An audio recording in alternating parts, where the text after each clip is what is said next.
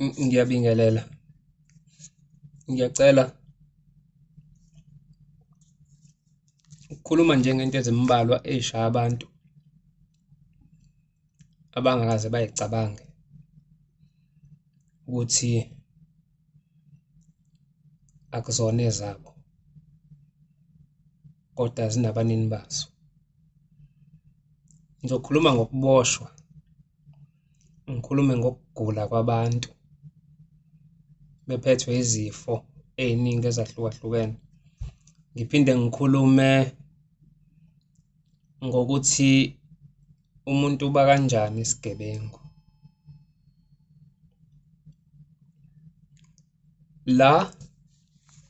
Zonke lezi zinto ubona sinje emhlabeni sigula. Abanye bethu beboshwa ngoba ukubuke umuntu acindezelwe icala njengalenzanga, limhlale nje icala engalenzanga. Omunye kuthiwa uyathakatha, kodwa lo muntu akazi ngisho ikhambi lokuchatha ukuthi uhlanganisa ini nani, kodwa kuthiwa uyathakatha nje. Omunye kugqekezwe kamakhelwane, kuvele kudilwe naye nje kuthiwa uyena ogqekezile. Hawu, idalwa yini le nto? Uthi uma uthi uyafika komunye umuzi, ngake ngafika komunye umuzi ngiyothandaza. Uma ngibuza abapha abantu bala ekhaya, ngikhonjiswe iy'thombe odongeni. Kuthiwa umkhulu, ubaba, uma, abafowethu, odadewethu bonke abasekho. Bathathwa yini? I-T_B. Bonke la bantu i-T_B. Yima yabathatha ngonyaka owodwa? Cha, akubanga ngonyaka owodwa. Kodwa kwakudlula iminyaka nje kuhamba umuntu kodwa kube i-T_B. Manje nicabanga ukuthi nina yini? Cha, asazi. Lalelani lana. Yabo njengoba kufike mina namhlanje, ngifike noNkulunkulu Ushembe, unyasi lezulu. Uzonitshela yena ukuthi la bantu bakini bathathwa yini. Lalelani-ke, isifo esiphatha abantu ekhaya ukuze kugcine kuthiwa sekwesala ekhaya, yingoba khona umuntu owake waphathwa yileso sifo phambilini. Leso sifo leso kusuke kwesalowo muntu. Lowo muntu uyayavuke athi uzokhuluma kunina ukuthi ngisagula. Ngicela ningilaphe lesifo ngoba thina siphila emhlabeni, asiluzwa ulimi labantu abalele othulini lomhlaba. Singaqondi. Namanye sebedidekile ukuthi ngithini. Phela sihlala noShembe thina, uNkulunkulu wehla ezulwini waba umuntu ebantwini, wenzela thina boni ndini. Ithi incwadi kaJohane, uyofika umoya weqiniso, uyonifundisa konke, kuyokuthi wona okuzwayo bese unitshela. Lalela-ke, uthi uShembe imizimba yomuntu ihlukene kabili. Khona umzimba wenyama, kube khona umzimba wasemoyeni. Lo umuntu avela ngawo uma esehambile. Uthi-ke nina niyamngcwaba umuntu nize nifake iy'mbali nibhale nithi babusisiwe abafele enkosini ngoba umbuso wezulu ngowabo. Uthi kodwa lo muntu animazi ukuthi uzolalaphi, nokuthi uyaphi, nokuthi lokho ebekumphethe kuphelile yini. Kusahleli emzimbeni wasemoyeni. Nizobona ngoba-ke kuvuka kunina. Uma sekuvuka kunina, onina ekufanele nikwenze yini?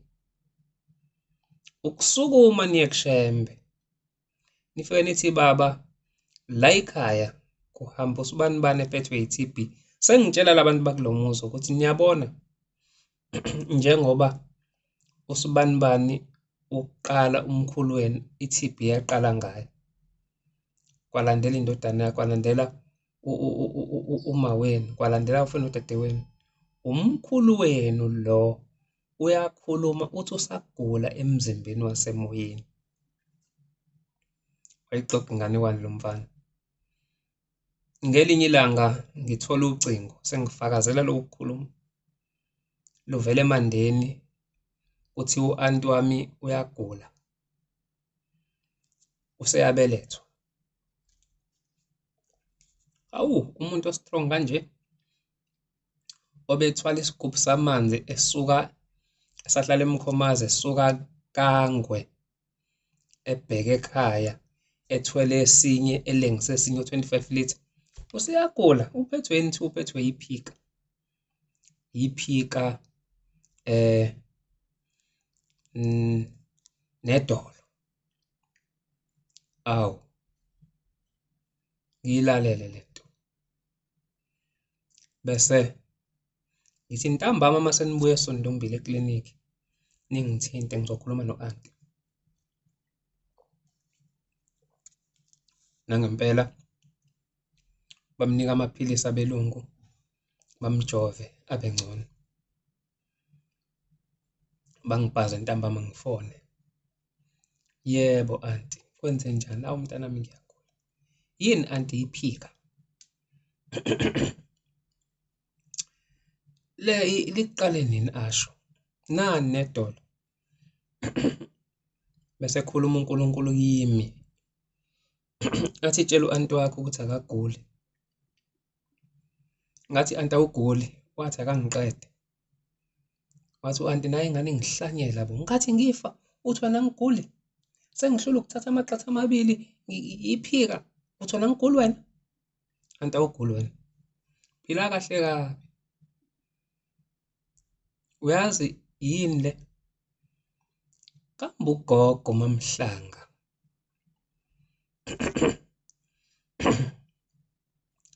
esezohamba emhlabeni wephathwa yini?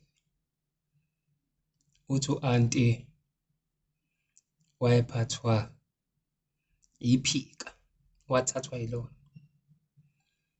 Kambe yini ayehamba nayo nje, aziwa ngathi nangohlanga eqhamuka nje, abonekala ezakude. Uthi idolo liphi? Athi leli lakwesokudla. Wena liphi? Athi ilona. Ngithi anti-ke, uthi Ushembe ngikutshele ukuthi akuguli wena kodwa kugula uma wakho. Naye ingane ngihlanyela bo. Uma washona kudala ngo-1990. Uzongitshela ukuthi wena kusagula yena? Uphi nje? Naye ingane ngigulela bo. Anti, phela thina sihlala noNkulunkulu. Weza wahlala nathi wasifundisa impilo yangale sisela emhlabeni. Kulalelwe ngikushoyo. Khona kuthiwa ngiyafuna ukumlapha, ngizwa kumlaphaphi. We-anti, ugogo uyakhuluma uthi ucela umlaphe lezi zifo ahamba zimphethe. Yike ezivusa kuwena ngoba wena gazi lakhe lisekhona emhlabeni. Ngathi lalela-ke, uma ufuna ukuthi ngikuqophele umlando ngoNyazi, hambe lapha eVunizitha Thempele kumfundisi uMathonsi. Uzofika uthole umshumayeli. Ufike umtshele ukuthi ingane yakho kade ikubhedela ithi njengoba ugula akuguli wena, kodwa kugula uma wakho. Lempela watotoba, wahamba wafika eVunizitha, wawukhipha lo 10 rand ayenawo. Ushembe afuna nanemali yakhe enkulu, ukuthi kuphela nje phambi kwaNkulunkulu awuyo hambaze ngoba usuphambi kwaNkulunkulu. Ngisho ungaphatha utamatisi, ngisho ungaphatha isigabe, ufuna into ephuma enhlizweni. Ngiyakhumbula eNsabalele ngeminyaka emidala sisezingane, kwafika inyanga yezulu yanikelisa ithe masiqedile, yayisiphakamisa utamatisi, yabuza yathi, ubani onikele ngalo tamatisi? Babhekana abantu, babhekana ngoba benamahloni ukuthi hayibo ngempela ubalo vele wathatha utamatisi owodwa wawunikela ngayo enkosini. Kwangavele umuntu aphinde yabuza. Waze wavela umama. Isithi mntanami ngiyabonga. Lento kade uzoyicela uzoyithola. Ngoba lo tamatisi uzithukuthuku zakho. Futhi uphuma othandweni lakho. Futhi lento oyinikelelayo uyinikelela ngento onayo mntanami. Awuzange usho ukuthi ngifuna ukukhombisa izwe ukuthi mina nginemali engakanani. Ikhona obunakho lo tamatisi. Mntanami uNkulunkulu uzokunika lento oyifunayo. Lo mama wayengenayo indawo yokuhlala. Wawuthola umuzi ngotamatisi owodwa. Ngiveza ukuthi-ke uNkulunkulu akusho ukuthi ukhipha imali yakho yonke. Inhliziyo yakho mingavumi ukuthi ufuna ukukhombisa osibanibani ukuthi wanikela kakhulu. Akusho lutho kuNkulunkulu. Kodwa ukuthi lento uyikhiphe kusuka othandweni kuyiyona onayo. uNkulunkulu uyakuzwa. Wafika phambi kwaMshumayeli wathi Mshumayeli ngizwe umfana wami ethi mina njengoba ngigula akuguli mina kugula uma. Wathi uMshumayeli ayibe kusiza lowo ngane. Iqinisile. Ithi wena unikelela uma wakho osephila emoyeni. Ucela uShembe unyazi lezulu. Yena owazi imphefumulo yabantu ukuthi ilondolozwaphi. Ngokuhamba kwayo nangokwenza kwayo. Ucela ahambele kuma wakho kuthi zonke izifo ezazimphethe bese ziyanqotshwa ukuze kuphile wena. Wenze njalo aliphelanga isonto. Lwangena ucingo uthi hawu mntanami ngaze ngakubonga ungathi lokufa bekubeka uwena. Namhlanje uphilile. Namhlanje wakwazi ukubona uNkulunkulu uyiNazaretha. Ngizothi kuweke namhlanje una 30 years usuphathwa isifo sashukela. Una 46 usuphathwa iBP. Kini niqedwa iTB. Kini niphathwa amadolo. Kini kunekhanda eselaziyo ukuthi sekwela kini. Ngizokunika ikhambi namhlanje ukuthi uShembe onyazi likhona. Kodwa kufuneka uqonde lento engiyishoyo ukuthi asikho isifo enisingcwaba nomuntu ade semphethe siyovuka sivuke kini. Kodwa uma unothando lokuthi abantwana bakho nezizukulwane ziphile, sukuma nawe wenze lento engikutshela yona.